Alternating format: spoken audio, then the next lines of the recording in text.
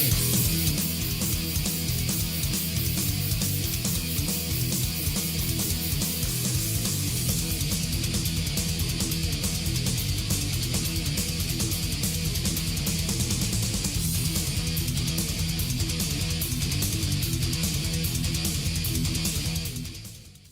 we're back again.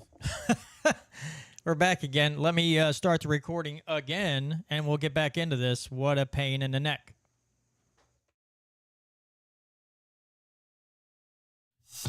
In the restaurant of life, we're putting freedom back on the menu.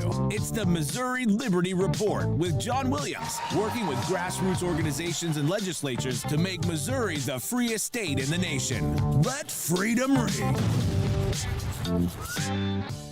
All right, folks, we're back with another edition of the Missouri Liberty Report for the second time tonight. I had a little technical difficulty with the first stream. Unbeknownst to me, an extender upstairs was somehow got unplugged, and so I was trying to reach the downstairs extender, and guess what? I generally get about 85 meg speed up here, and I was getting 12 because I kept getting things from YouTube's like, you're not getting enough data to the, and I'm like, no.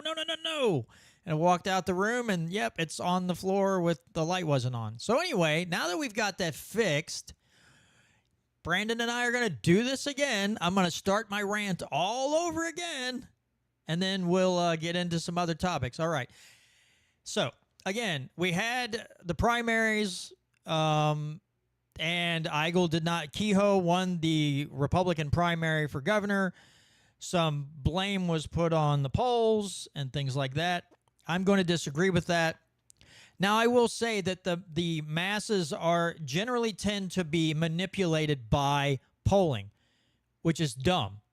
If people are, if they're voting that way, that means they're voting in a popularity contest, which then you're not voting principles.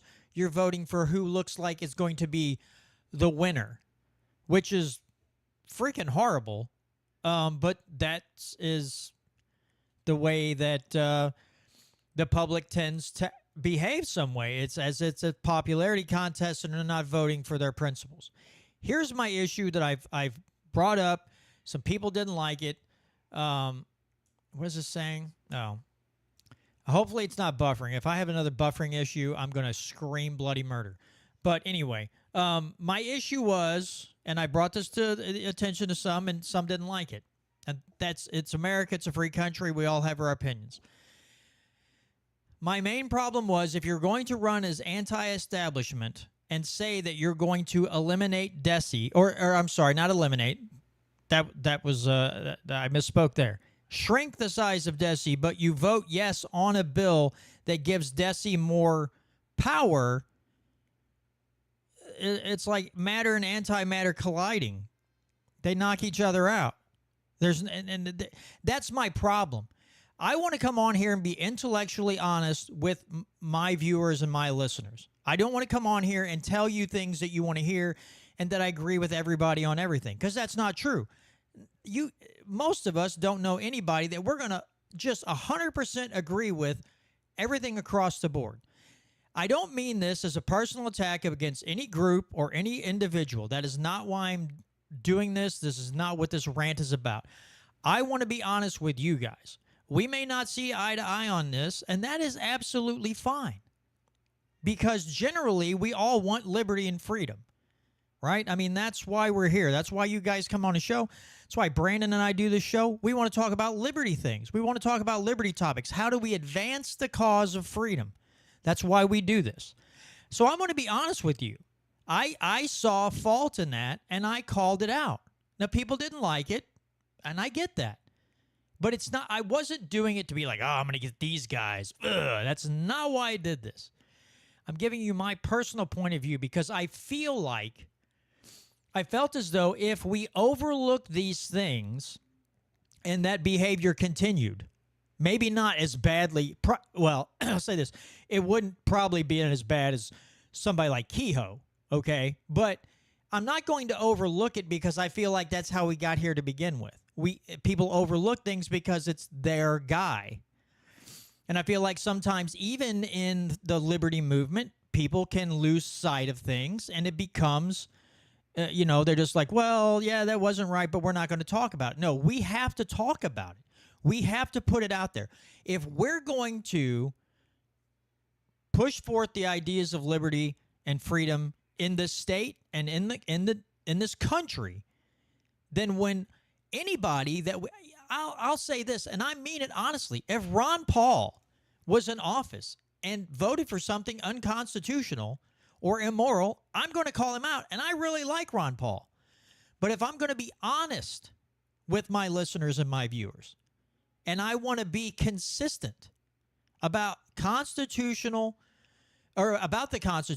about defending natural rights, about moving the needle towards more freedom and not less, then I have to come on here and I have to point these things out. And if people take offense to that, I'm sorry. I don't know what else to tell you. That's the way I'm choosing to do this show.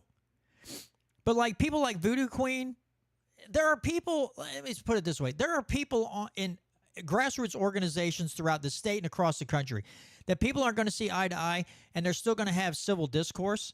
And at the end of the day, the main goal of liberty, they're still fighting for it. But we're going to have our differences. And I know people like Voodoo and some of the others understand that. Some people don't. And I got called nitpicky and a finger pointer and take me off your email list. And it's like, oh, okay, I don't take that personally. I'm like, oh, this person's, they're on my doo-doo list now. I'm going to come get, no. That's their choice. We don't see eye to eye on things. They think I'm being too negative, and that's fine. We move on. We can still be civil to each other. But I had to get that out because I think if we're going to be accurate, we're going to be honest, and we're going to speak facts, then we have to speak them about no matter who it is. Who those people are, we have to be honest and forthcoming on these issues. And that's why I'm putting this out here. I wasn't doing it because I'm like, I'm going to sabotage something. Because I didn't really say anything too much before the primary. I was just like, let's sit back and watch what happens. Because I knew it was going to be kind of close. I didn't think it was going to be a blowout, right? I didn't think it was like, oh, somebody's going to blow the other people out of the window. No. When you have three people like Eigel, Ashcroft, and Kehoe, whose names are all, a lot of people knew, it wasn't going to be a blowout. It wasn't like Kehoe versus some dude in Podunk Town who never talks to anybody. And you just see his name on the ballot, but you've never heard anything about the guy. Yeah, a Kehoe or an Eigel or an Ashcroft are going to destroy that person. They're going to murder him, right? But we had three well-known political figures here in Missouri vying for the primary, so we knew it was going to be close. I'm just calling it the way I see it, and it is not out of spite, out of a person, a group, or whatever. I'm not trying to make things personal. I'm just trying to remain honest with myself, because there have been many times in my life where I have ignored or skipped over things because it was too uncomfortable for me to sit and go, oh, man, why did he do that? And I'm not going to talk about it. I don't want to be that person anymore. I don't care. Again, I think like Mike Moon is the best senator we have in Missouri. But, someone like Tom is going to talk to Mike Moon and go, hey, why did you vote unconstitutionally on this? It's something we have to do. There has to be this discourse. There has to be this discussion if we're going to want to push and move the needle towards more liberty instead of left. Oh, Tom Mart says, oh, admit it, you're just being a jackass. I mean, maybe. I don't know. Tom the instigator. Look, Tom, I'm drinking my filtered water out of a pitcher in a Fiji bottle. Maybe that's what's got me so fired up tonight. Brandon, before we move on, did you want to add anything to what I just rambled on about? Well, yeah, I definitely like what you said about talking about the negatives of your preferential candidates. And what's funny about what you're saying is you can talk about how all three candidates in that race would have or voted for or favored in some way policies that you don't like. And you can still say, despite that, I'm going to vote for him. But to ignore it or to act like to ignore a candidate's problems doesn't benefit your cause for liberty. As a voter, you should be wanting to hold your politicians to the highest possible standard. You should want them voting constitutionally, or at least based on your values every single time. And you should be curious. And like with politicians, consistency is just a matter of principle. If you follow your principles, then you're going to have consistency, especially if you have consistent principles, of course. And like with libertarians, we're definitely notorious for holding our candidates' feet to the fire, especially this year's presidential candidate. Ooh wee. So yeah, and I'm glad we do, and I'm glad it came up, because there are so for the next round, we'll find a candidate or possibly who leans a different direction off of those negative viewpoints that we see. So yeah, I commend you for being for your honesty, and it's why I'm part of the reason I'm on this show, is because we get to have honest conversations and we get to talk about our favorite politicians and the things that they do wrong. And I think that's the way you advance liberty, for sure.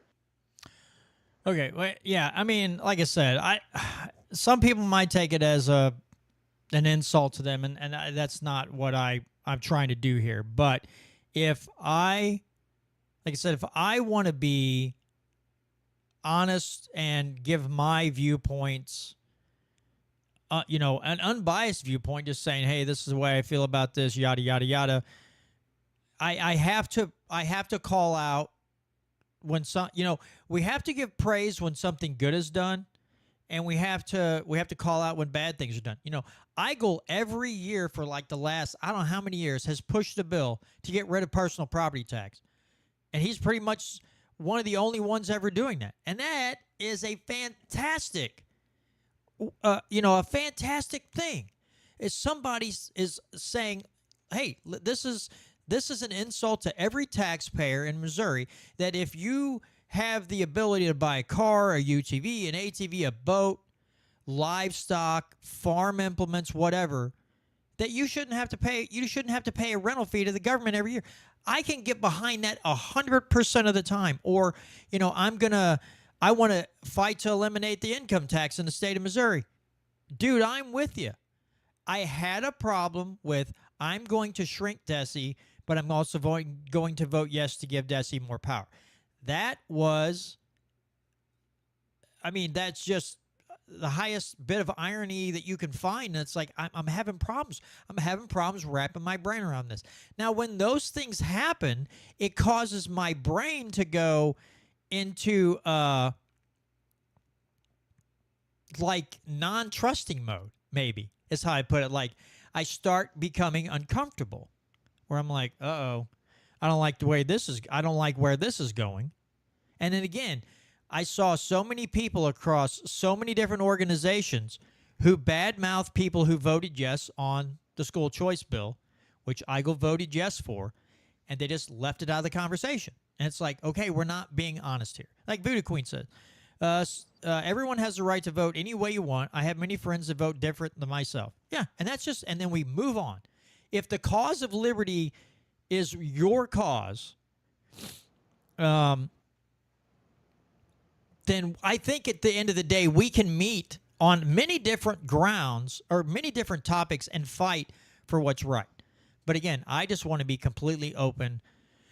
I don't want to sound like one of these schmucko candidates in D.C. I just want to be open and transparent about everything. I don't want to, but I do. I want to be open and transparent about my thoughts and why I feel the way I do. And Tom says, look, if an individual is so shallow they can't accept some remark that differs from their thought process, that person needs to do some self-reflection. That's yeah, okay.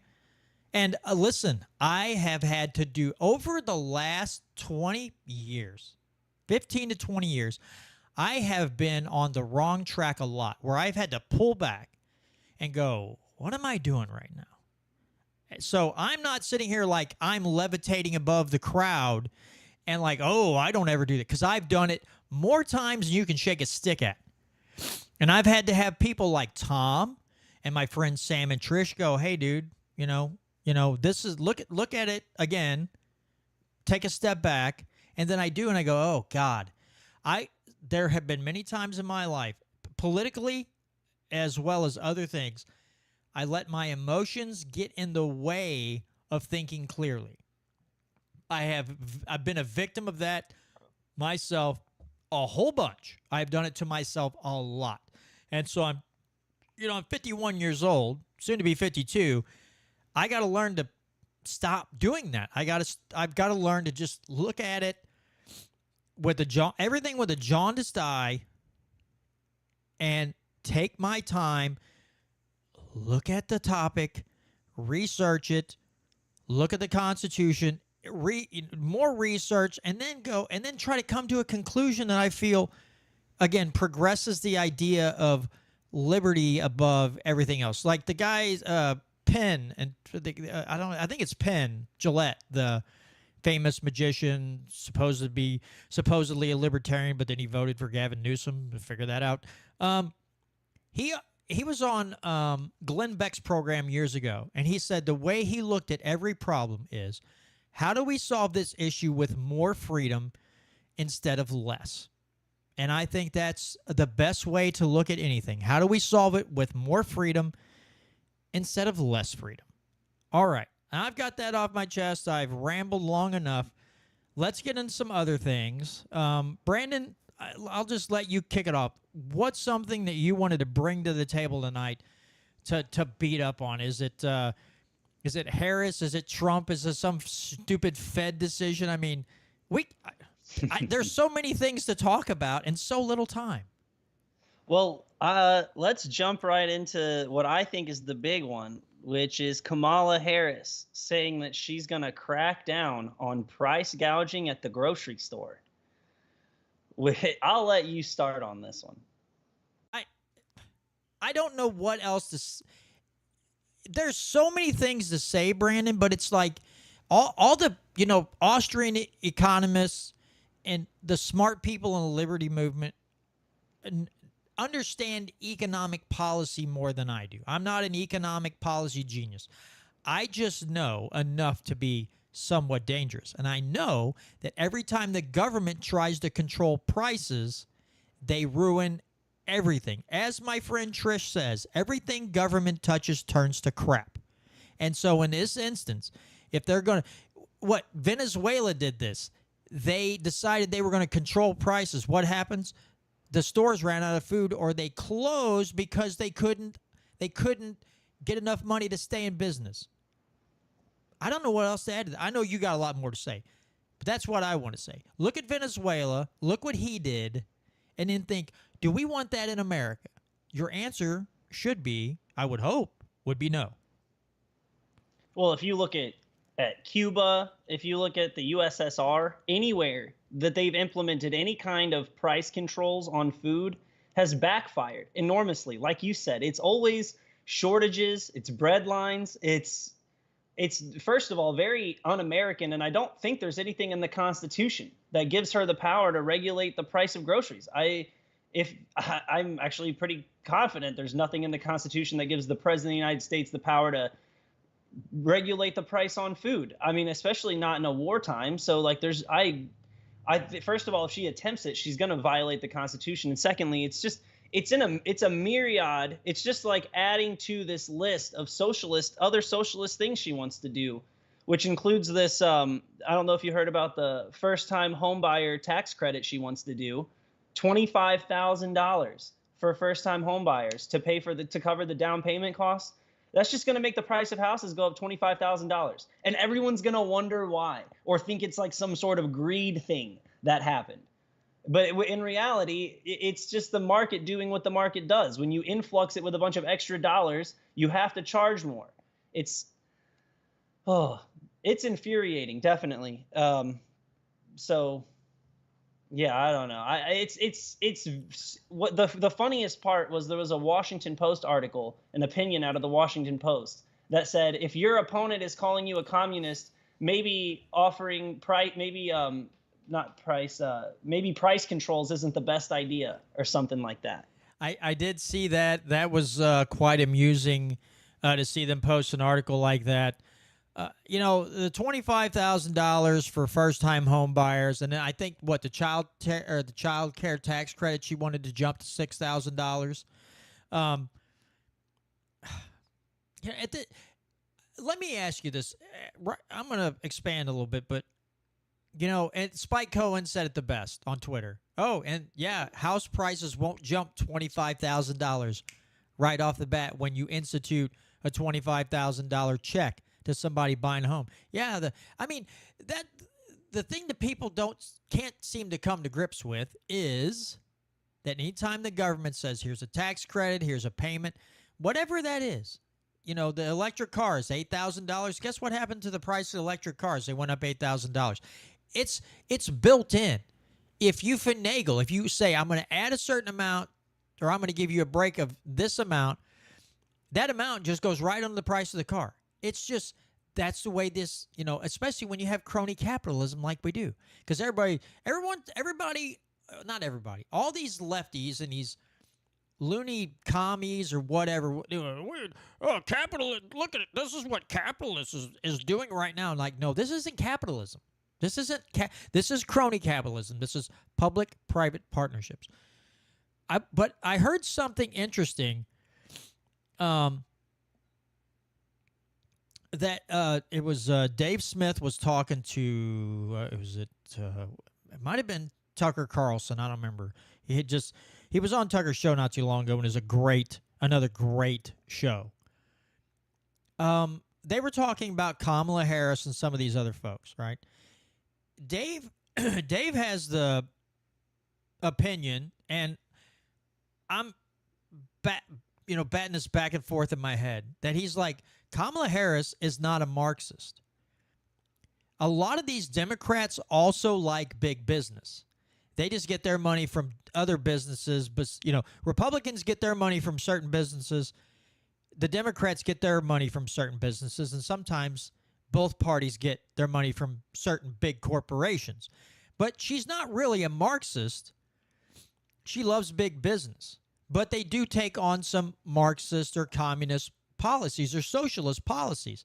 What do you think? What's your opinion on that? Because I found that an interesting statement, and I can't say that I disagree, because look at the record, the millions upon hundreds of millions of dollars, sometimes billions of dollars they rake in on their campaigns. That's not coming from grassroots and just us Joe Blows. That's coming from big banks, mega corporations. So they can't be against all these people if they're willing to take their money. But I had never thought of it that way. The default a lot of times is like, she's a communist. But I'm like, when he said that, it made me stop and think and go, he is kind of right. What are your thoughts, Brandon? I think communism, so there's like traits of communism versus like full-blown communism. So like the concept that she wants to take your tax dollars and redistribute them how she feels fit it does feel like that's what she wants to do.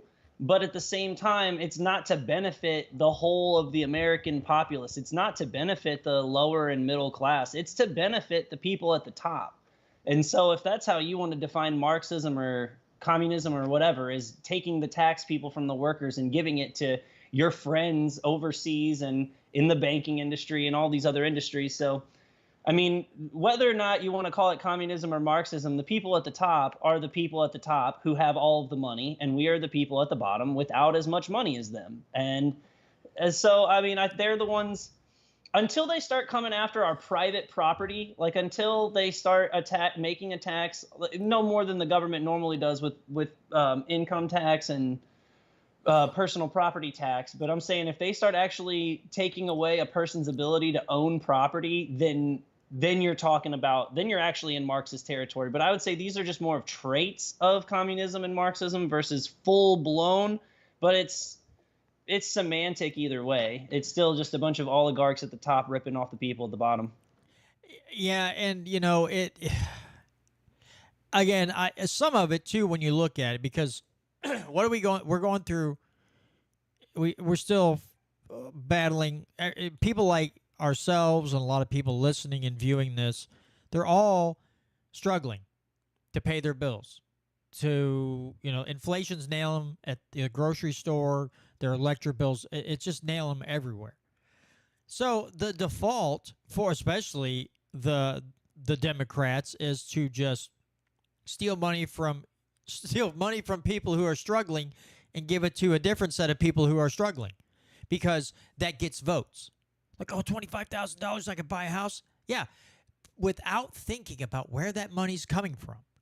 They're going to say, oh, I like that, because they don't understand that they're being stolen from and then taking money from other people and giving it back to you, plus giving you some other people's money, and then not understand, well, why are the housing prices going up? There's the whole basis of this thing is not understood by these people who will so easily fall for this kind of stupidity. But it works. It freaking works. I mean, unfortunately, and again, they know a lot of young people are out of high school. Maybe they're not going to college, but they've gotten a full-time job. They want to get a house, or they want to get an apartment, and rent and everything is through the roof. And this is a great way to grab at all those people and say, listen, Biden wanted to cap rent, the amount of money you could raise rent. Kamala's taking a step further and saying, well, I'll give you a $25,000 check if you're a first-time home buyer. And all these things, it's so easy for them. This is low-hanging fruit for the Democrats. But again, the populace, now like my son, we were talking about it earlier, and he's 20. And he goes, they could just, I don't know, stop doing that. Instead of giving people $25,000 of stolen money, they could just, figure out what actually is causing this and stop doing those things. And I'm like, well, yeah, but that's too easy. That's too easy. And then you can't blame it on rich people. They'd have to lay the blame at the people who are donating the biggest chunks of money to their campaign. And can be political suicide. So they can't do that. So they have to deflect the blame to just the wealthy, and they're causing the inflation, and so they deflect the blame to a different group of people and sucker in a lot of young votes, a lot of people who are frustrated by inflation and don't understand how we got here in the first place. But it's all low-hanging fruit. The low-hanging fruit should be who's in charge of all of this, and it keeps getting screwed up. The low-hanging fruit should be the Fed. Like, hey, what's the problem? And you don't even have to, point your finger up a little bit. You can, literally, you can almost point to the ground. And, see that apple right there? What's that say? It says the Fed. There's your problem. That's the low-hanging fruit. They ignore it. They stomp all over it, and they pick something up a little higher and go, rich people. That apple says witch people. I like to be mad at witch people too. And it's so stupid. You bring up a great point, which is that people love to get mad. Even people who like Democrats, everybody, they love to get mad at big corporations, but then they think big government is the answer. And that's the craziest part. It's dude, the corporations are so big, they own that government. Big government means bigger corporations. That's the craziness to it. And I think that there is a level of ignorance to believing that you can just throw money at a problem and solve it in America. And one thing I will credit the socialists and the communist types, the Gavin Newsoms, is that they're finally creating empirical evidence against that. They finally threw $32 billion at homelessness and didn't solve the problem at all. The government tried to throw a bunch of money at creating EV charging stations, I think billions of dollars, and built one station out of it. And also part of this first-time homebuyer credit thing that Kamala Harris announced is that she wants the government to help build over 1 million housing units in America. 1 million housing units, which is just going to cost the American people a ton of money. They're probably going to build them. Either they're going to only build a fraction of what they say they're going to build with the same amount of money, or they're going to build a bunch of these and then they're not going to be able to fill them. And then, or they're going to put them in not good locations where people don't really want to live. And they're going to have to just keep funneling the management companies a bunch of money, because the government's not going to get into property management. I know how when you build a house or when you build rental units, you have to have somebody either sell it or manage it for you. So I think it's just going to cost the taxpayers a ton of money that we already don't have. Again, $35 trillion in debt, $1 trillion a year to pay towards the interest, just for the interest on the debt. It's so we don't have the money to spend on these kind of projects, and it's just going to bankrupt us. And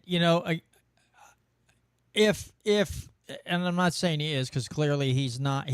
Trump is running the same old campaign that he ran in 2016 and 2020. He hasn't changed that much of the message.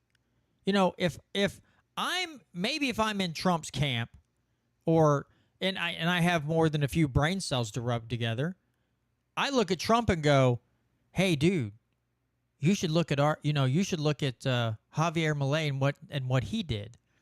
He pulled the government out of all that, the government housing, and oh my God, the rent prices dropped, the housing prices dropped, more rental properties became available. Like, maybe we should take, a page out of Milei's handbook, which is the Liberty Handbook. But literally that's all you have to do is go, oh, yeah, we can go look at Argentina. Look what Milei did. He's like, yeah, we're getting the government out of all this. And then what happens? Within 6 months. Now, because our government, A, can't stop printing money, and B, get out of the way of any freaking thing. When they passed the CARES Act and they printed that, trillions of dollars, the smart economists said the Fed has to stop printing money for so if we want to get out from underneath this inflation that was caused, it's 15 to 20 years to correct this. But that also, there's a stipulation, they can't print any more money. Well, that's just something the Fed's not able to not do, is print more money. They have to print more money. So this 15 to 20 year time span just keeps getting shoved back because the Fed and the government, the government won't stop coming up with programs, and then won't stop asking the Fed to print more money to create these programs. So that 15 to 20 year mark gets extended out 5, 10, probably 5 years every time they come up with something stupid again. And, again, Brandon, it sucks so bad. The fix for all of this stuff, like, I wish I was better at articulating the message and articulating how much easier it is to live in a society where you truly have freedom compared to what we have now. And if there is a market oopsie moment, it lasts maybe a year and it's corrected out because there's no manipulation by the Fed of interest rates or printing of money. If we were back to the gold standard, you only have as much money in the system as you have gold, and blah, blah, blah. The liberty and freedom are so simple. It's such an easy, an easy thing. And the waters have been so muddied. Everything's just been a cluster, because politicians and the media, you start talking about liberty too much, and suddenly you're a far right winger. You're cast into this group of a domestic terrorist because you don't want the government interfering in your business or printing more money or causing all this inflation or locking people out of their businesses. You're a MAGA extremist, a far right extremist. You could be a domestic terrorist because you have distrust of your government, and that speaks volumes to what these people think about American citizens. That they truly don't believe in liberty. They don't believe in the rules laid out in the Constitution for how they should govern. They hate it. They seem to put off this aura that they hate every single one of us. And it's just like, what the hell is going on? But it's like they hate us all. They could care less what happens to us. And then they're just like, oh, you want more freedom? God, what are you, some kind of sick, pervy person? Like, no, I want to keep more of my money. I'm not kid sniffer Joe Biden. What's your problem? I just want to keep more of when I get my paycheck, I'd like to see more of it in the line below all the taxes and everything else, the insurance and everything else that comes out. And I really wish you'd stop, tapping my phones and reading every text message and email and listening to every phone call that I participate in. But that's all I want, and you to not go into unconstitutional wars without a declaration of war by Congress. Hey, feds, do 3 things. Stop going to war, stop printing money, and leave me alone. And then, but oh my God, the joy meter would just be pegged out. People would be like, oh my God, I have more money and inflation's low and I can make more choices. I just hate the way they make it sound like those things are the most awful thing that you could want for your life. Well, that's because here's my opinion on part of it. Not that this is the whole thing, but this is part of it to me, is that Americans, and it's partially the media's fault too, but Americans are afraid of ripping off the government Band-Aid. And people will be affected when you do that. There's no doubt. Like, if you stop taking money from other people and giving it to certain people, the people that you're giving the money to are going to be affected for a while. The problem is that you distort the economy so badly when you do this, especially when you do it at the behest of giant corporations, that everyone ends up losing. The people you're giving the money to end up paying more for like the stuff that they were going to use that money for. So then everyone ends up with less. So I think that the news corporations, like if people started waking up and wanting liberty, ABC, NBC, and MSNBC would highlight every single every single person affected by government change, by bringing less government into people's lives. Every single person who's affected by that would have a highlight story on all the news corporations, and they would bury any sort of liberty movement into the ground. They've done it every time. When Ron Paul ran for president, they secretly buried his campaign in the news and from the RNC. So you don't really get freedom-loving people. The news won't let you have it. The big corporations in place won't let you have it. So that's where we're at. Yeah, no, you're right. I mean, and that's the thing, a lot of it's so much. There's so many fronts to fight. That it's not just we just got to fight the Federal Reserve. No, we got to fight the media. We've got to fight the Department of Justice. We've got to fight all these intelligence agencies. We got to fight against the EPA, the DEA, the ATF, all of this stuff. We got to fight against.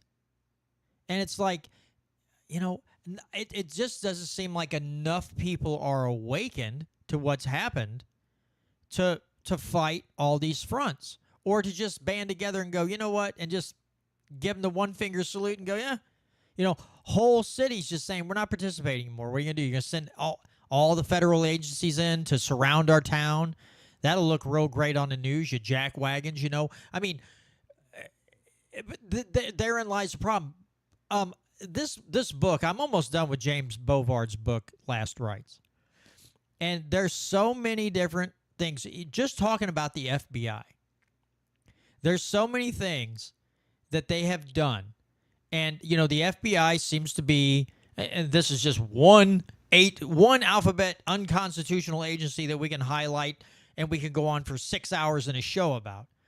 But they have to, just another agency that has to trump up fear to make themselves relevant. We had the supposed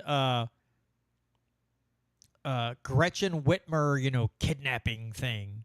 And the interesting thing in this book is the shooter down there in, was it Miami, the one that shot up the gay nightclub? They took the word of his father that he wasn't going to go postal. But he told people he wanted to commit a terrorist act.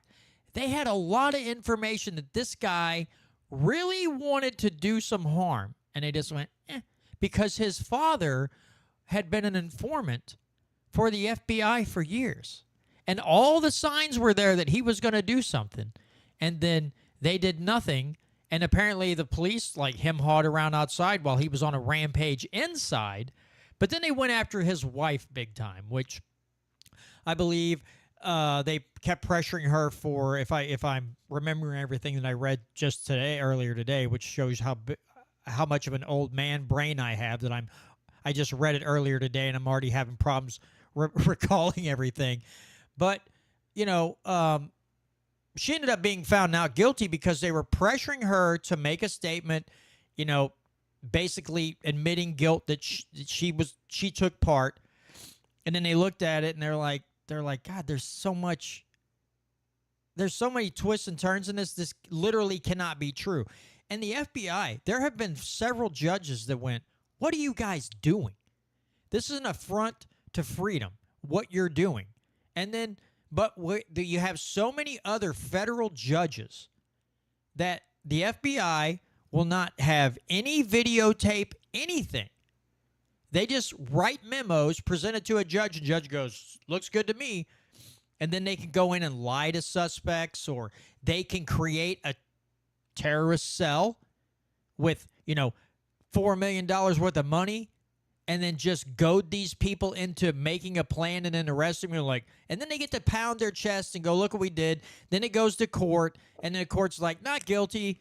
And then the FBI, but the FBI comes out unscathed. Well, they did that with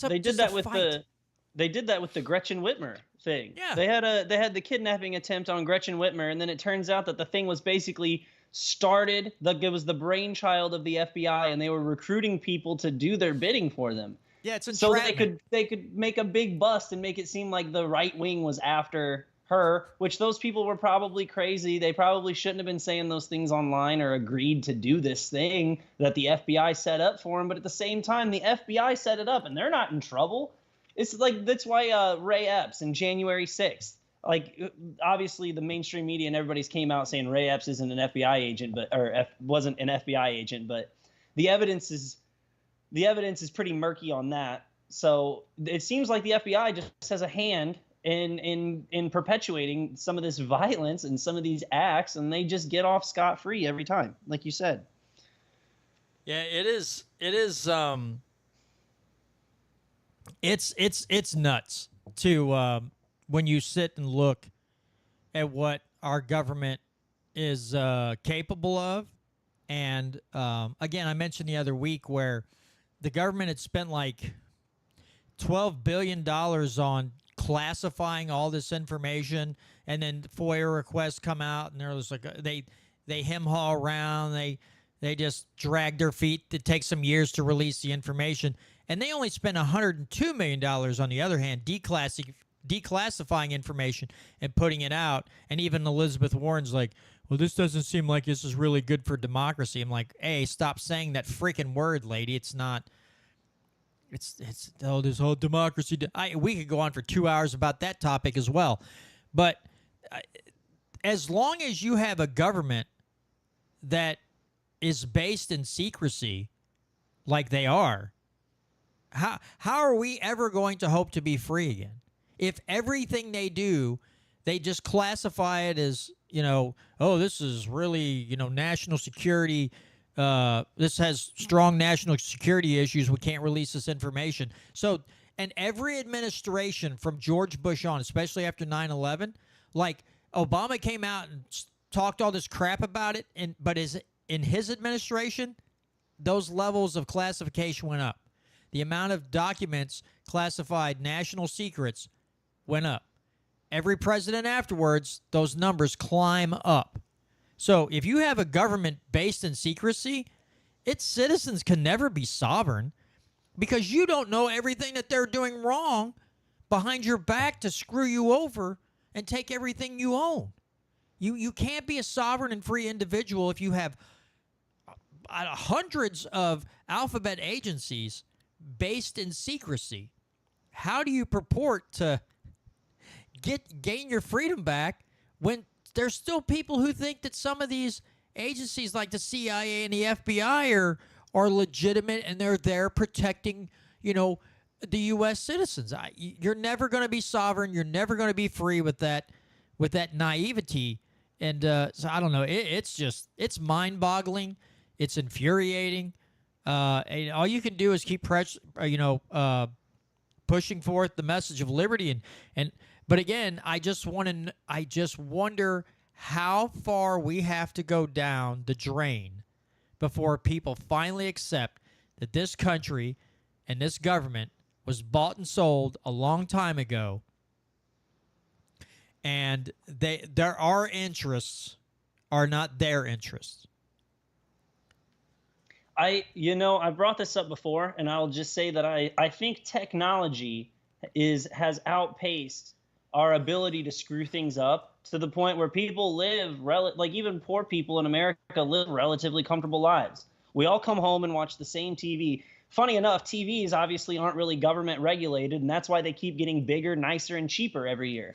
But anyway, people get to come home, and everyone in America gets to come and watch some form of TV. It's what most people do, is they come home, they watch the news, or they watch TV. You know, like obviously some people get to have nicer food and drink nicer drinks or whatever. But in the basis, we all come home and we're all numbed by our technology, and everyone drives a decent car nowadays. They don't even, I mean, when I was a kid, you used to have real junker cars. Like my friends, and like when I was in high school, my friends used to drive some real junker cars. And I don't know anybody anymore who drives a classic like junker car anymore. I don't know. I just feel like like I said, technology has outpaced how badly the American policy for their government has been able to screw us over. You're right, and that's that is a thing. Again, we've brought this up many times too, that technology has made our lives easier, and so it's made a lot of people soft. And I don't mean just physically soft, but mentally soft. And like Tom makes a good point. The TV's how they spy on us a lot of times, and it's how they propagandize such large groups of people that are like, yeah, make them cheap and get them out in every home so we can just blast stupid right in their face, and a bunch of them soak it up and think it's, treated as the gospel. So that is a good point. But yeah, it's so crazy. Technology, as many people say, it's a blessing and a curse. And the great thing about technology, so the government says, we're going to do this. There's always somebody out there. They may not even politically align with this, but there's something about some government instituted thing that really drives them nuts. And they find a workaround, and that gets into the stores, and you buy it, and the government has to do something else. But then there's somebody else who's technologically advanced, and they create something else as a workaround. So that's the great thing. Right now, we have a lot of people that don't like certain things about technology, and they find workarounds for it to help you be a little more free. But at some point, if the government keeps getting control of everything, and then the government created monopolies, which Robert Reich III on Twitter makes me want to just smash my head into a brick wall. That dude tweeted out the other day, like 80-some% of meat is made by blah, blah, blah companies. And this is, and it's like, yes. And you keep asking the government to regulate it, which creates monopolies. You twit. Pick up an economy book that wasn't written by stupid people. Pick up an Austrian, economic book. And I'm not even an Austrian, economist, but duh. And, of course, he's not going to admit to that, because then his whole grift is over as a quote-unquote an economist. So, I don't know. That dude makes my head hurt when I see his tweets. I feel like I could just go talk to a door frame and have a more intelligent conversation with a little doorstop that goes daw when you hit it, rather than talking to Robert Reich and all the different pitches and stuff coming out of his stupid lips. But yeah, it's just that's the thing. I mean, the people are so, but again, as we've said, we're going to repeat this so many times, Brandon. Education. People think their rights come from government, and they don't look at them as natural rights. They look at them as government granted rights. So if in their mind, if the government gave them to you, then surely in times of trouble, they can take them away, which segues into other things like licensure. And I think COVID was the perfect way, I think it should have been the perfect way for people to see that licensure is not a good thing. Because if you have to buy permission from the government to open a business, it twists their brain into thinking, well, then I guess they can tell me what capacity I can run at, or if I can even open up right now because there's a virus out there. And I want to get your take on this. So I saw a post on Facebook the other day that almost melted my face off because I got so mad. Because somebody posted, Tim Walz put a grandma in jail because she opened up her bistro after he, had all these lockdowns and shutdowns, right? Somebody posts below it, she opened up her bistro even after being told not to, risking lives. She didn't show up for her court date. That's where the 90 days in jail came from. Then the last sentence, which made my face melt off, was, cry me a river. And I tend to link licensure with this. People think it, I think maybe it doesn't directly link in their heads, but I think there is something to the fact that, well, they did give me the permission to operate a business, even though they shouldn't have to, and so they can tell me when to shut it down. Hello? Yeah, I think you pretty much hit the nail right on the head with it right there at the end, which is that the question shouldn't have been, why did you open up your store when the government told you not to? Everyone in the neighborhood should have been like, it's her decision and it's her business. If we want to go into that business, to the lady who commented and said you risk lives, then stay home. Your life is not in danger. Just stay home. It's the most annoying part, because that's our only, as citizens fighting against a government, fighting against tyrannical government, your only option is non-compliance. Yeah, that's your own, if it's you versus the government of the whole, left and right both taking over, then the only thing you can do is not comply. And everyone in your neighborhood should have been patting her on the back and buying double the meat from her bistro or whatever, just for putting up the stand. It's crazy.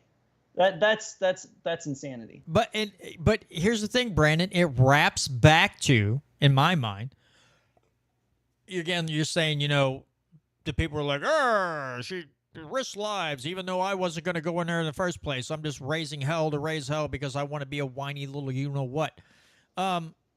It wraps back to polling.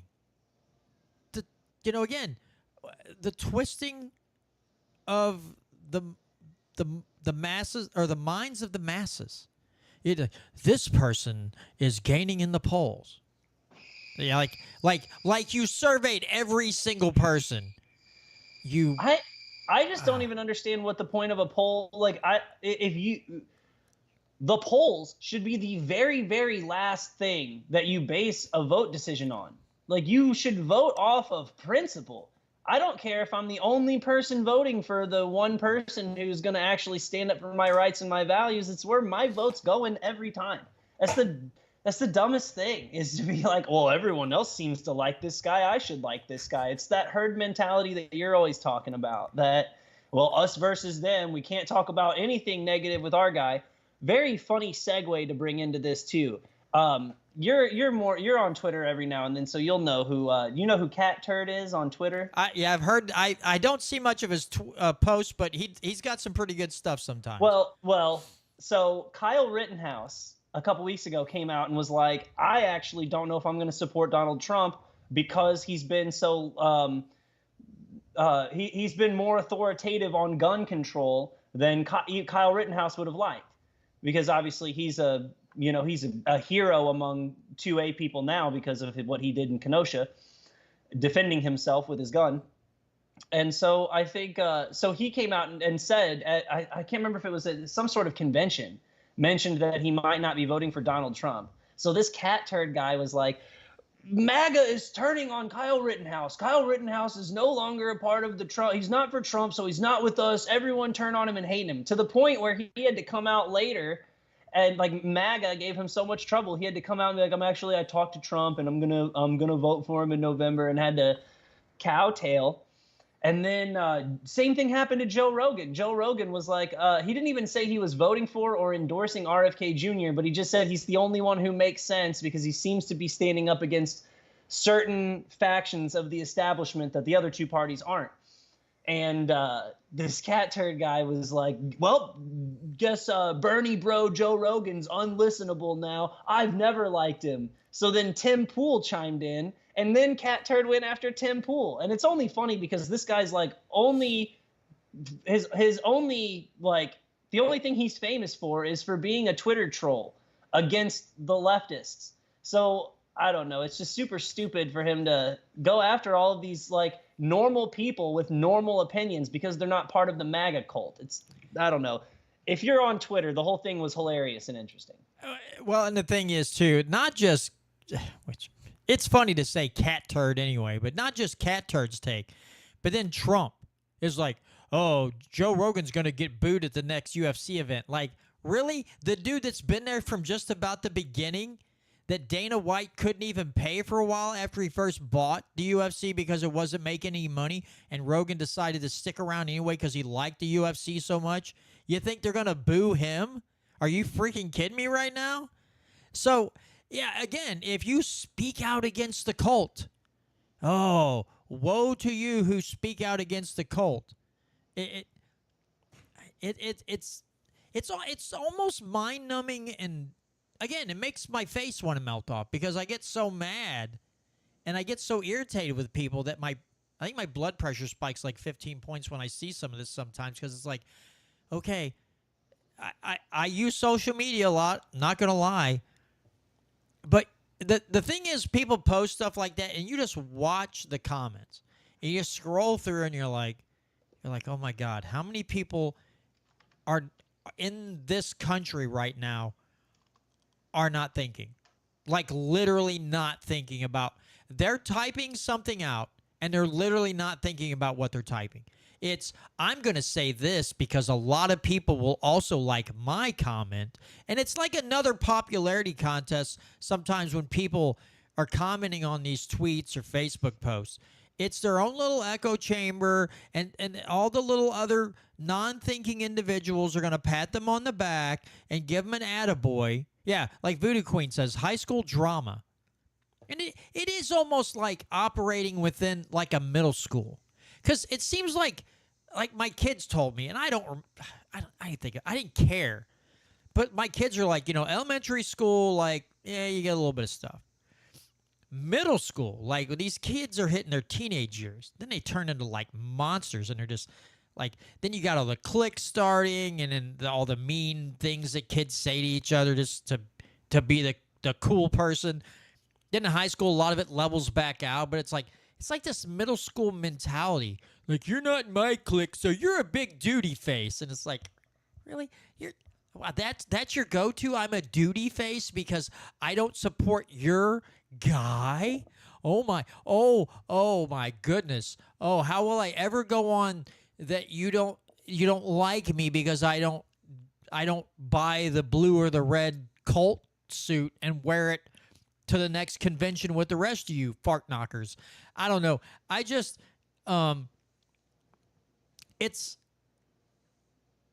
here's the funny thing. I think I've talked about this before, speaking like middle school and elementary school. I can remember my daughter was in elementary school, and she had like 2 or 3 girls that she loved to play with at recess.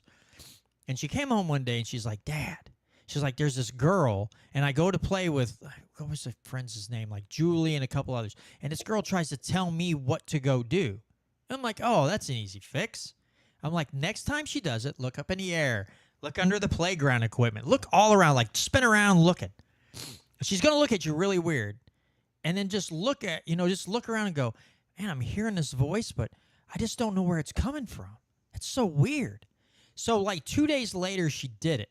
And she comes home. She's like, Dad, it worked. And I'm like, what are you talking about? She's like, the thing you told me to do. I'm like, oh, yeah? She goes, yeah, I did it. And the girl just looked at me weird and walked away. I was like, sometimes that's all you have to do.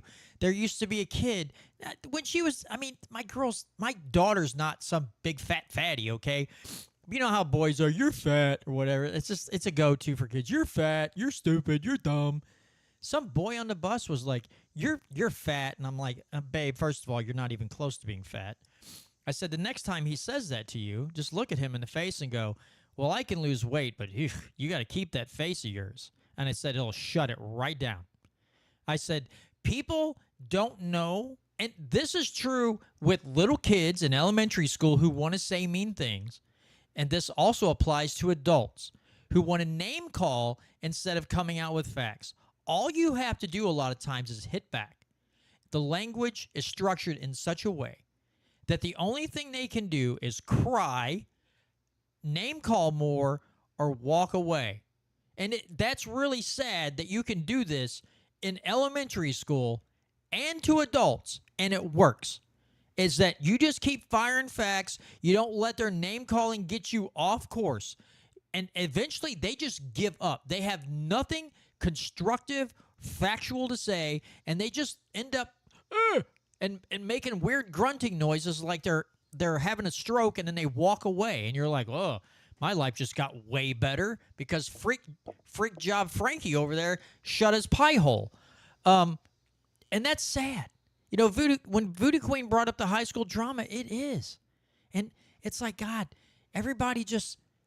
again, we're going back to the popularity contest. Like, I have very, very few friends.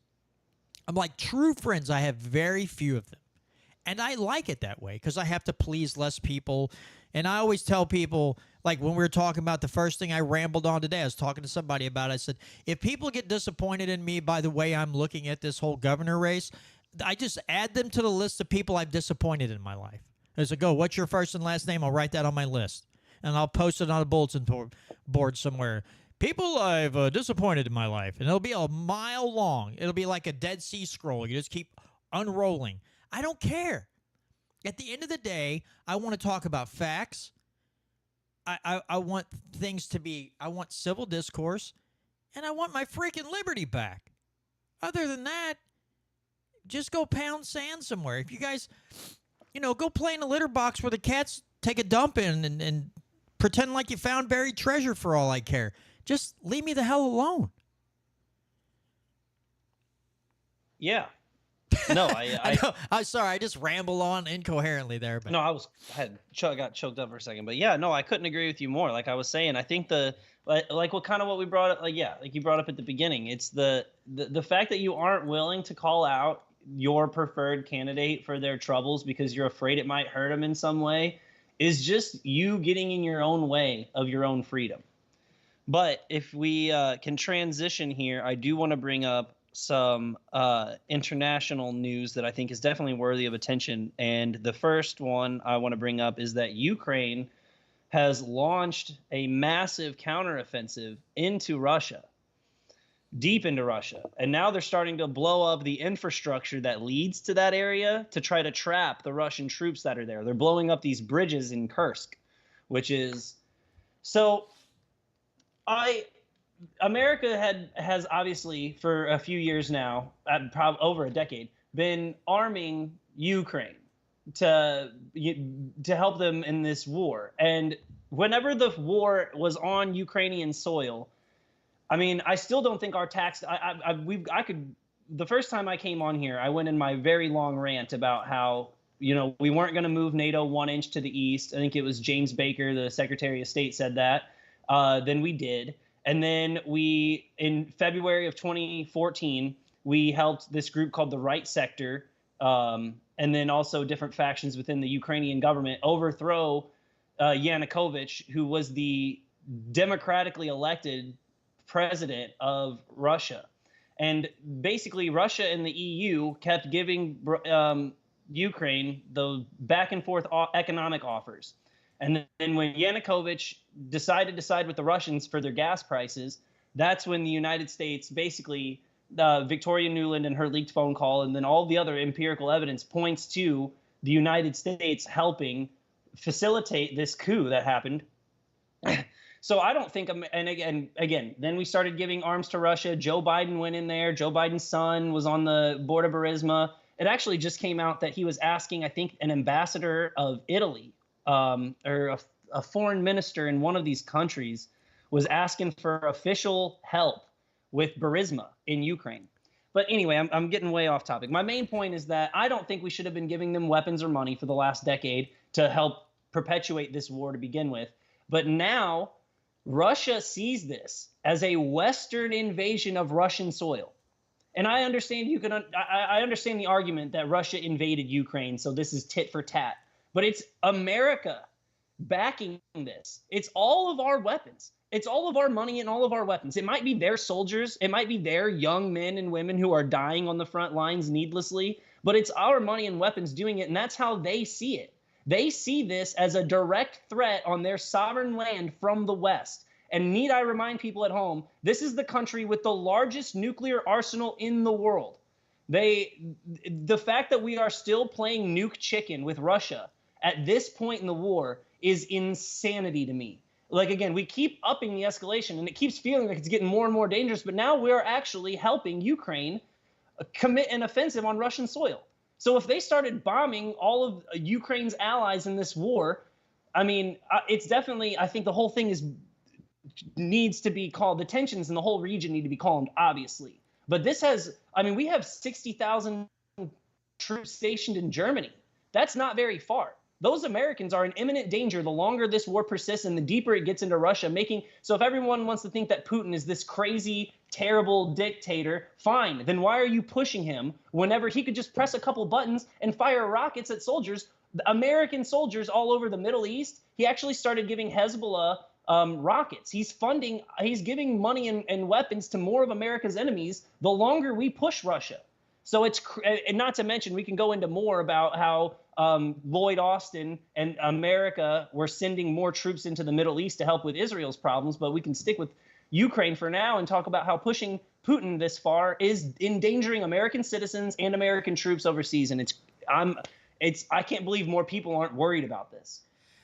It's because of the misdirection. But I got an email yesterday, and it said that British tanks were heading in there too, into Russian territory, alongside Ukrainians. Or British tanks were going in.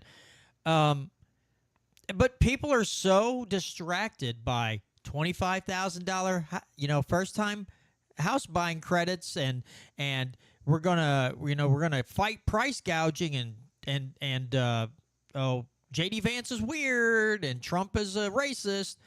And people aren't focusing, but this is a system which government has built and the media has built that works so effectively.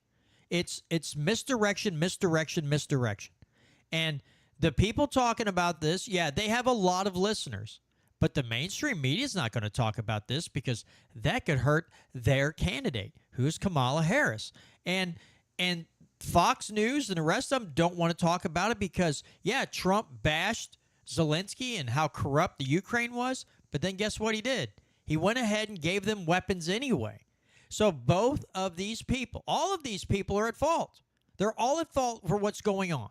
And so we can't talk about it because that would make both people look bad. We want our guy to look better than their person, so we can't talk about any of this.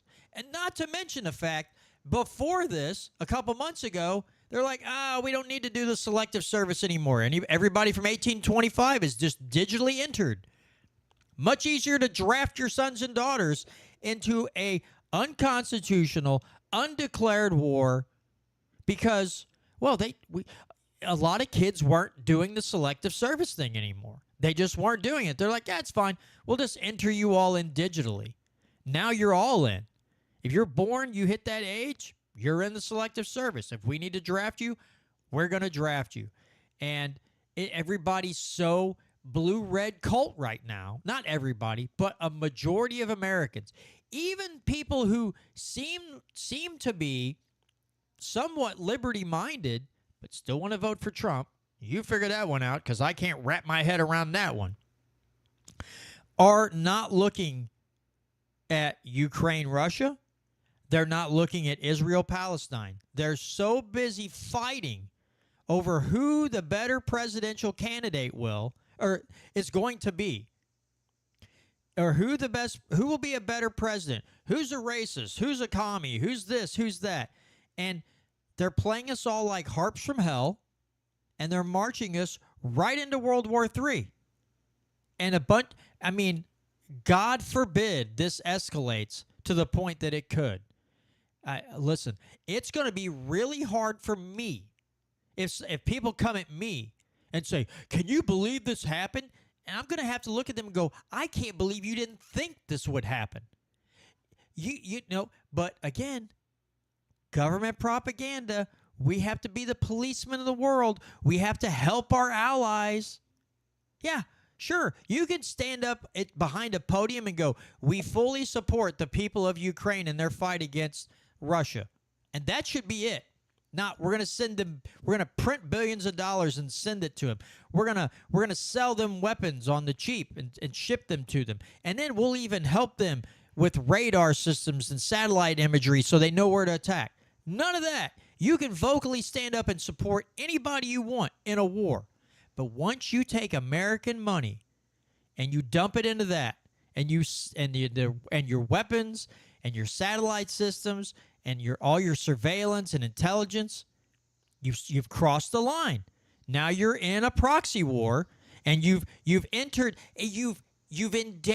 the lives of billions of people because you're a sick megalomaniac who wouldn't know a moral, upstanding thing to do if it hit you in the head like a frying pan.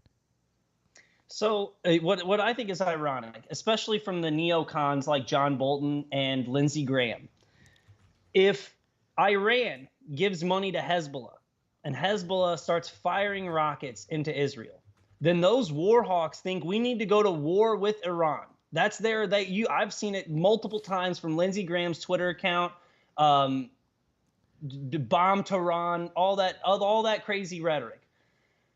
But the United States was giving money to Ukraine to bomb Russia. So by that exact same standard of logic, he's saying that Russia has the green light to bomb the United States. By that same, well, you fund them so we can fight you. We fund them so they can fight us. That's how. I mean, that's the logic behind these neocons and these. It's the hypocrisy of it.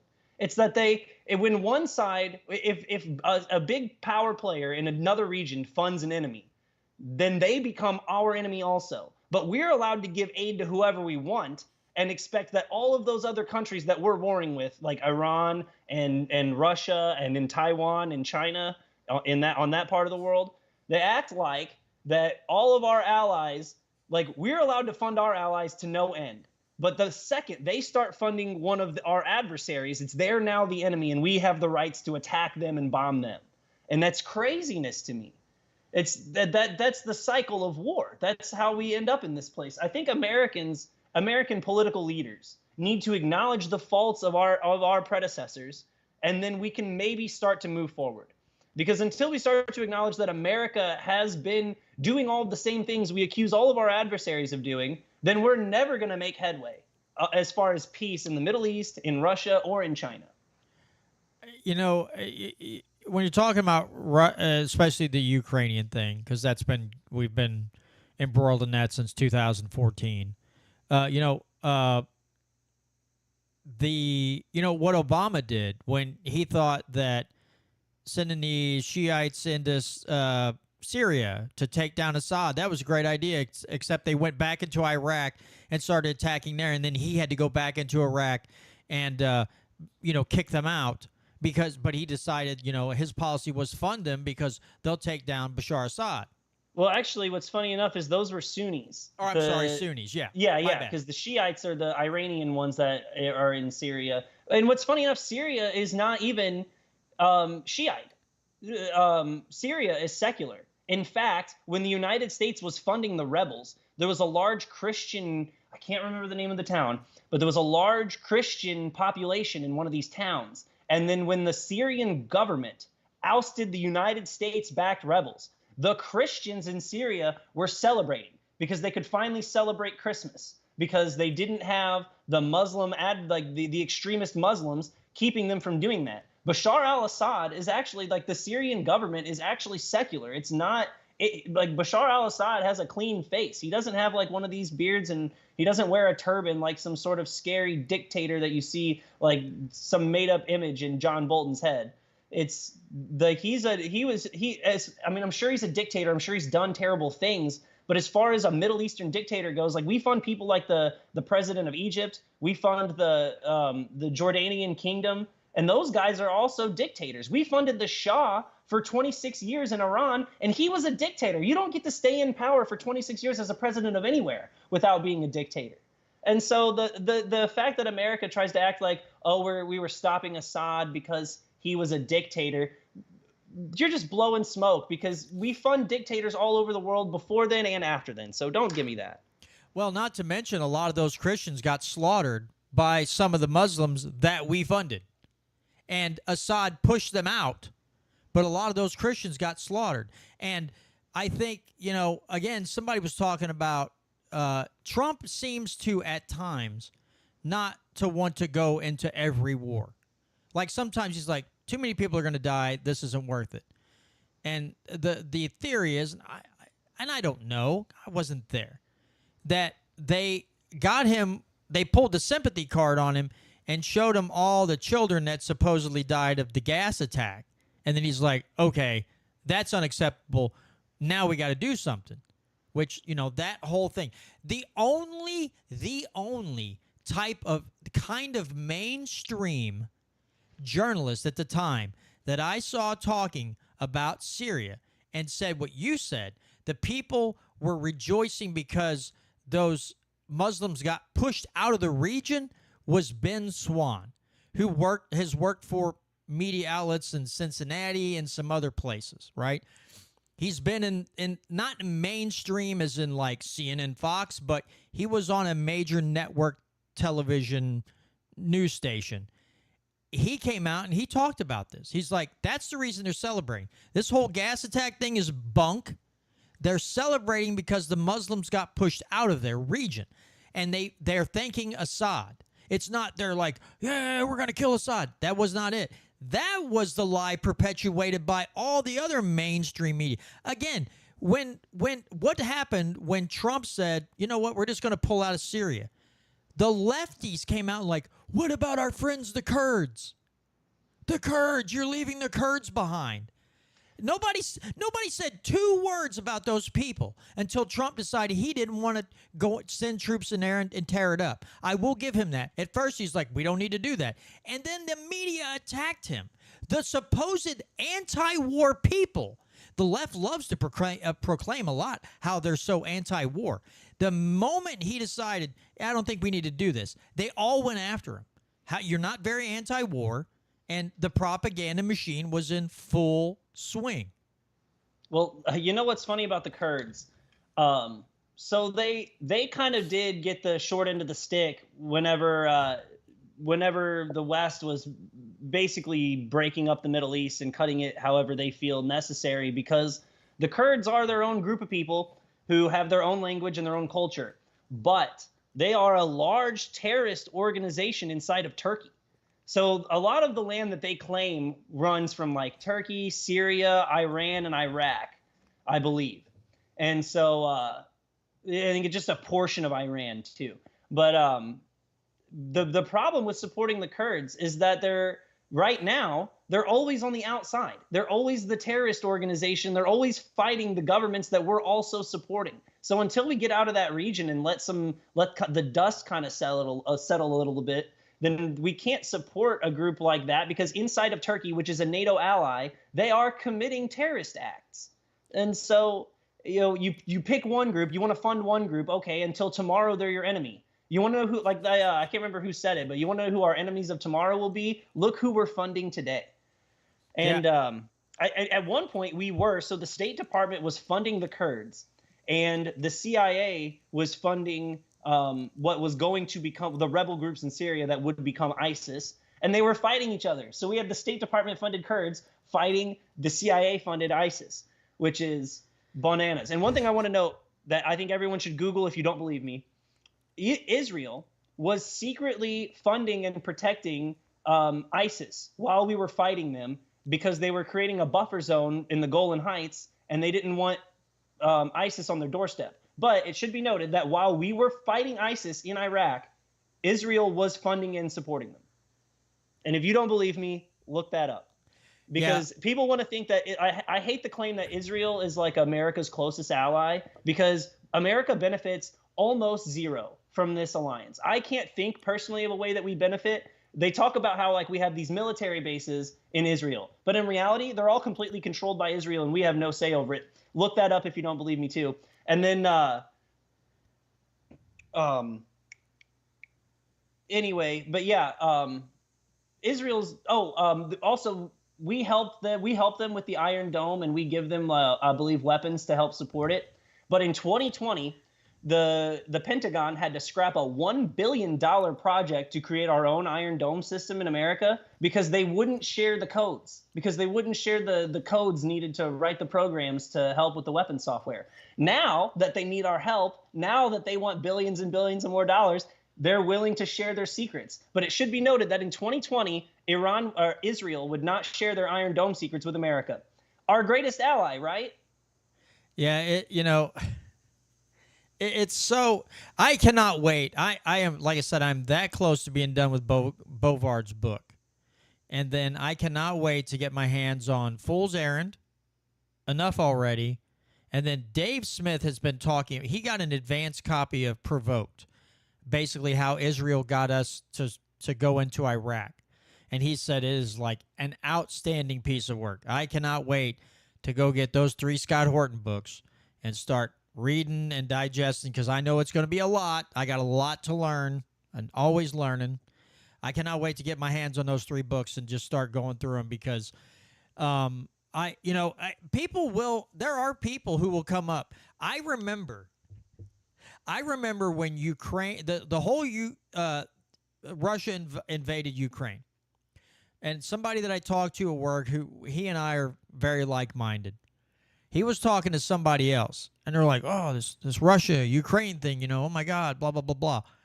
And I had been talking about it with this guy before, my friend before, about how we instigated that whole thing with NATO. And so he related to the other guy, and the other guy's like, whoa. And he goes, yeah. He goes, you want to know more? Go talk to him. I knew just enough. I didn't know all the ins and outs, all right? But I knew enough to know that, when 50-something former heads of departments are telling presidents not to expand NATO anymore because you're going to tick off Russia and they're gonna do something, and they were just like, what are they gonna do? And they did it anyway. And there was plenty of warning amongst a lot of presidents. Don't do this. You're going to provoke him, and he is going to invade Ukraine if or he's going to invade somewhere, because he's going to feel like you've surrounded him on all the landmass that borders Russia. You're asking for something that you probably don't really want. They ignored all those people. They did it anyway, and here we are. But yeah, I mean, everything. How do again, this flawed thinking that you take guns, or you either set our soldiers in a country and set up bases and start fighting people, or you fund the war between this group of people and this group of people, and to call it spreading democracy. If you're going to spread freedom, generally, you don't do it by force. You don't do it at the end of a barrel of a gun. You lead by example. And so this excuse is like, well, we're fighting for our freedom, or we're expanding freedom in the Middle East and giving more people, a democratic type of government. I've never known a country that, we fought a war for independence against a crown, all right? We fought the crown. We won our independence. But we didn't, France helped us, but we didn't have a country coming in, tinkering with the colonies, stirring up a fervor and saying, hey, you want to fight those guys? Those guys suck. And then we're like, we're free now. And then we also put into place people who we like, who serve our national interests the best, and will sell us our or their resources the cheapest to us so we can take the oil and screw all the people over in the country and keep them poor and subservient to the U.S. government. That's not spreading freedom. And people better think long and hard about that you don't spread freedom in other countries where you have no business putting your nose to begin with at the end of a barrel of a gun. The only, even going back to the Korean War. So the Korean War was an illegal war in essence, because instead of getting Congress to approve declaring actual war on the North Koreans, he just declared a police action for the UN and sent in troops. But at least in that was a more democratic government fighting an invasive North Korean government that was funded by the Soviets. And so we did defend democracy in that instance and fought them back to the 38th parallel. But since then, we've had to station our troops there for like 75 years, and then that war is technically not over. There's never been a peace agreement that was signed between North and South Korea ending the conflict. And so basically, America's just had to spend billions of dollars putting well, first of all, we lost $30 billion on that war, which in today's money is about $300 billion. And it would have been more, except the technology just wasn't there to spend more money. We lost about a little over 30,000 U.S. troops. And then, since then, we've just had to sit on the border of North and South Korea and fly over hundreds and hundreds of military exercises at the deficit to the American people. It's not like the South Koreans are paying us exact value of what it costs to station our troops there, the personnel and non-personnel cost of keeping our military in South Korea. We haven't covered it. And then you move on to Vietnam, where that one's even crazier too, because it just goes back to America's habit of supporting these dictators and people. So Vietnam was getting ready to have an election, and it looked like the communists were going to win that election fair and square. Like, they just had Ho Chi Minh was a better candidate than the guy they had running the southern part of Vietnam. He was corrupt. Their government was constantly in turmoil, and America didn't even didn't declare war on them either. We came up with this Gulf of Tonkin thing, where basically our troops and our ships were secretly aiding this South Vietnamese government, and then when they get attacked, we act like the North Vietnamese started this big war. And, who attacked us?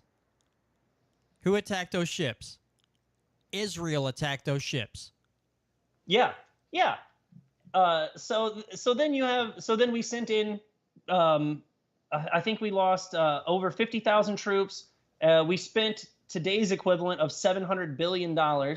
And what's the funniest part to me now is that the communists won that war. Like, the Ho Chi Minh's government took over north to south of Vietnam. And now we have a sizable, substantial trade relationship with Vietnam. We're not even an adversarial country with them. So then you skip ahead to the 80s, where we're funding, where we gave money to not Saddam Hussein. Well, we did give money to him in the 80s to fight Iran, but I'm talking about Osama bin Laden. We gave him money and the Afghan freedom fighters to fight against the Soviet Union. I mean, we can go on and on, but just history proves that America has a horrible problem of supporting dictators and terrible leaders and getting us involved in all of these conflicts that have, first of all, benefited Americans zero. And secondly, in none of these conflicts were any of American soil and American people living on American soil. None of those were ever in danger. Haven't been since, you could argue, World War II. And so I think all of these wars that we've been in are just the fact that Americans can't wake up after 75 to 80 years of just funding bad wars that have zero impact on the American people. It's mind-boggling how more people how it's not more of a priority to more people, I guess. And, not only that, people, if you haven't already, and a lot of people know this information, but Tom Woods does such a great job. Check out the politically correct or politically incorrect guide to American history. I mean, Tom Woods delves into FDR's policies with Japan, and he pretty much got us into World War II. If our policies hadn't been what they had been with Japan, there's a very good chance we would have never been attacked and maybe never entered that war. So our foreign policy got us into World War II. People don't like to admit that, but it's the truth. FDR and his decisions and his embargoes and everything else on the Japanese caused that attack. They instigated an attack because FDR wanted to join in World War II, and but he knew the American people after World War I wanted nothing to do with it. So how do you get us into war? You get somebody to attack us, and then bam, World War I. You had was it the Lusitania was sunk? Yeah. The Americans didn't want to go in. There was a little shady business there. The Lusitania gets sunk. It gets the American public into a fervor. We get into a war. We've been lied into wars for over 100 years now. And so, I mean, and you look at the Civil War, and everybody thinks Civil War was fought. You know, we fought the Civil War to end slavery. No, Lincoln. One of his statements was, where are we going to get this tax revenue from if these southern states secede from the nation? He still wanted to send all the African Americans, all the blacks he wanted to put on an island. He offered to send them to an island. So at the beginning of the Civil War, it had nothing to do with slavery. We've been lied into wars for 160 years. And so, I mean, people got to come to grips with this. That interview with that Liam McCollum was on Dave Smith. I wish we could find more teachers like this. Mr. McCollum was talking about in his senior year, he decided to take honors civics class, and his teacher had a picture of Ron Paul, and he walked in to the class one day, and he said generally there was a photo of Lincoln on a sidewall. It was up on the front, and on the whiteboard with an arrow pointing to Lincoln, it said, Lincoln was one of the worst presidents ever. Check out Tom DiLorenzo. And so I was like, oh, man, we need teachers like that, because he wasn't afraid to speak about, you know, he was much – because Liam was listening to Ben Shapiro and Sean Hannity, and he had made a statement about his teacher had made a statement about Obamacare, kind of like talking smack. So he approached him after class. He's like, hey, do you listen to Ben Shapiro? And his teacher's like, yeah, a little bit. He's okay on some stuff. He's like, you should check out Tom Woods. And that started the ball rolling. And, you know, and I'm bringing all that up because sometimes there's one person. God, we need more of these one people, the Ron Paul types, the Javier Milei types, to just not be afraid to stand on principle on a debate stage and say it, which a lot of people, I'm sure people, even in Ron Paul's camp, when he wanted to talk about the Fed, were like, are you sure this is a great idea? Look how many people he brought into the freedom movement by talking about ending the Fed. When you can go into Minneapolis, St. Paul, and have as big as a convention as what the RNC is having, and you walk out on stage and the whole crowd is chanting, end the Fed, that's a historical moment. We've got to have more people who are willing to get on a debate stage. They may not necessarily win, but have the intestinal fortitude to stand in front of millions of Americans watching their TV and stating the obvious, which our foreign policy and the Federal Reserve System suck. They suck big, you know whatsies. And you want to, you know, if you want to understand why we're in the boat that we're in today, look into those two things. Look into the Federal Reserve and look into our foreign policy. And you're going to see why this country's bankrupt. You're going to see why we're all suffering through it, because these two entities are destroying not just this country, but a whole lot of countries around the world. They're going in and they're stirring the pot, and then you get what Ron Paul talked about, blowback, because of your horrible foreign policy. You know, and I love what Ron Paul said multiple times on the debate stage, that, you know, if we did, you know, what we're doing in other countries, if China landed on our shores and starting attacking, we would be really, really upset about that. We would be furious. How dare they show up on our shore and our lands and try to dictate policy? But yet it's okay for us to do it. And then, like Tom said, and I remember this too, Ron Paul in South Carolina at some kind of like Christian type convention. stands up talking about foreign policy and mentions the golden rule and gets booed by the crowd. He's talking to a convention center full of Christians, saying the golden rule is how we should operate on foreign policy, and gets booed by the crowd. And then he elaborates a little more, and then he gets a little bit of applause.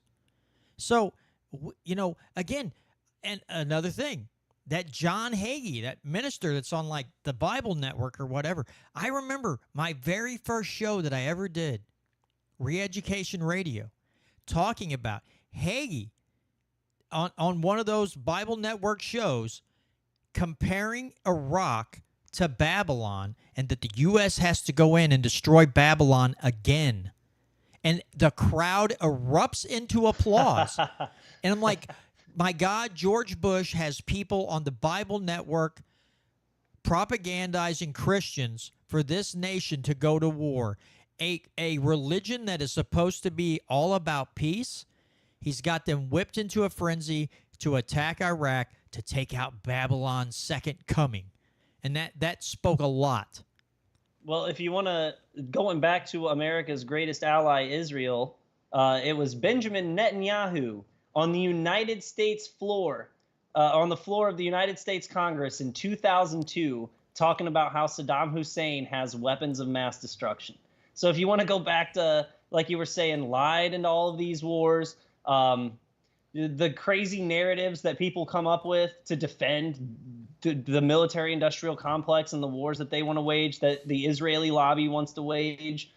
I mean, I could come up with even more examples of just different ways that, first of all, the Israeli lobby just Israel in general, but the Israeli lobby that bankrolls American politicians, they've just done so much damage to our foreign policy in the Middle East. I mean, just so much irreversible damage. And then, like you said, all of the different ways that people in the media and all of the people in society can try to convince people that these wars are not only beneficial for us financially, but they're morally are responsible to go murder innocent people thousands of miles away from where we live who pose absolutely zero danger to the American people.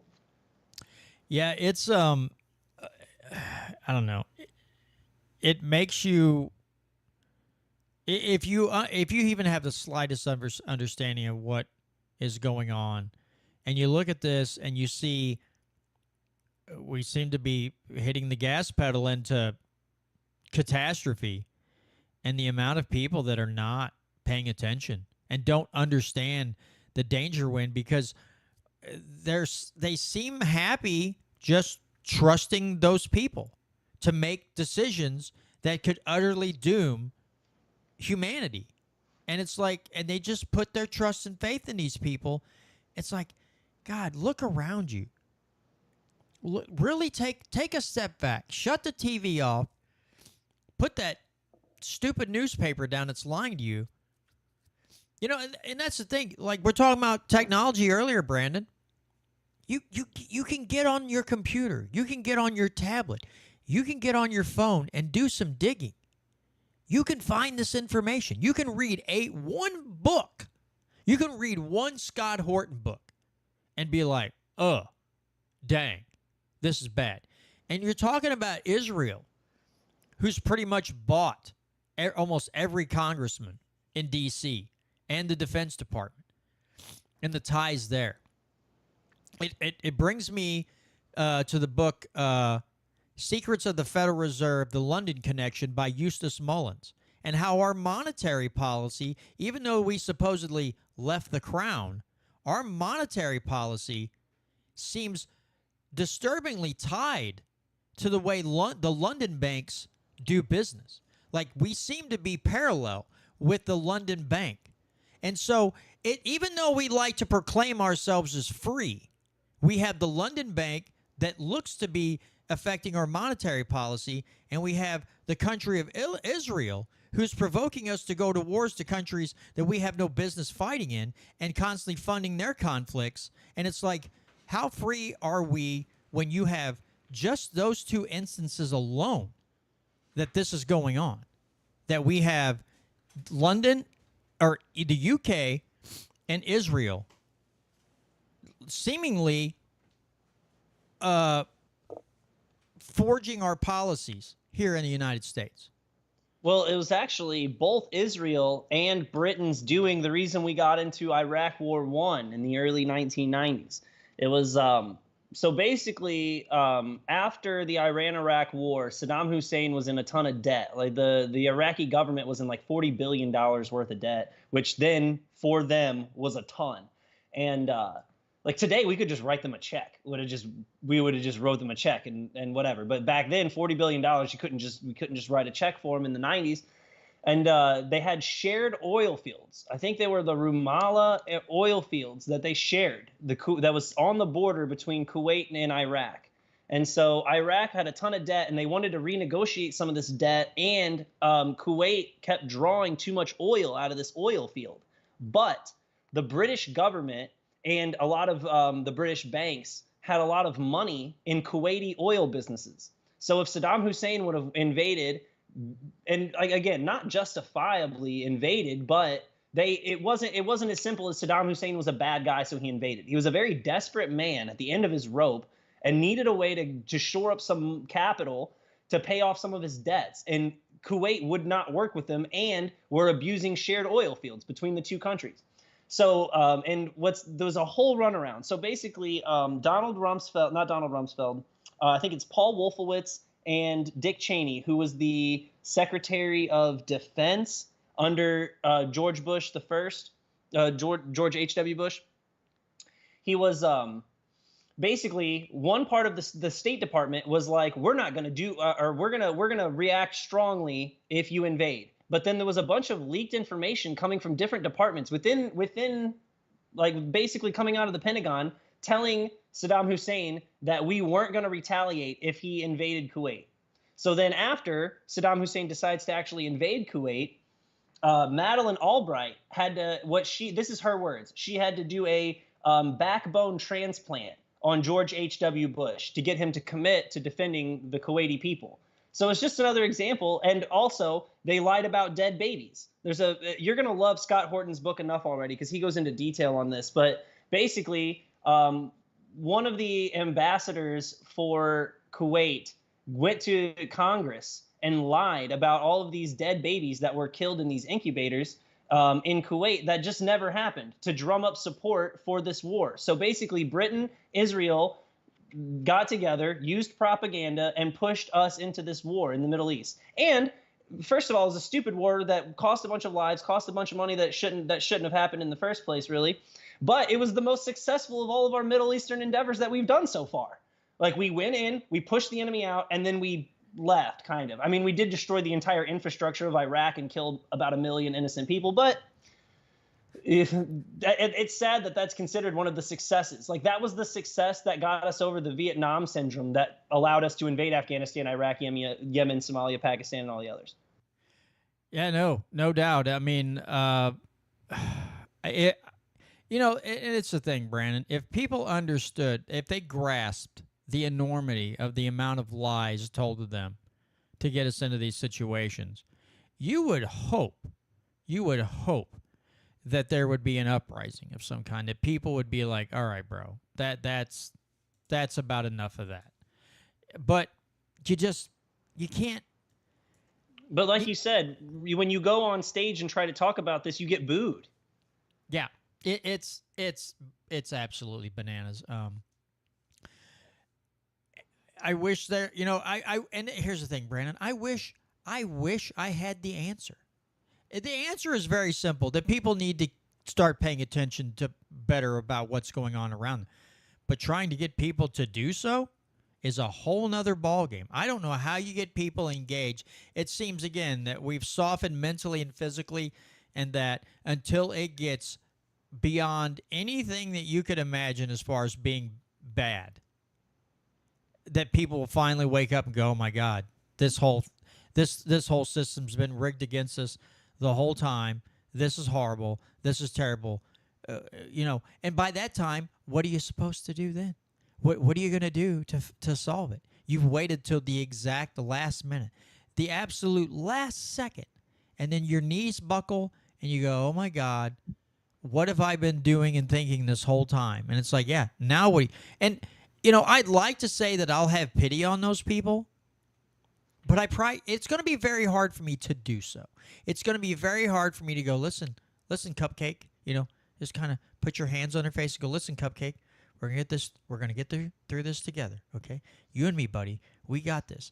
But I'm going to have a really hard time doing that because you talk and talk and talk, and you try to tell people, and I'm not talking about coming at them like, hey, stupid, pay attention. Just laying out some general facts to go, hey, did you know this? Did you know that?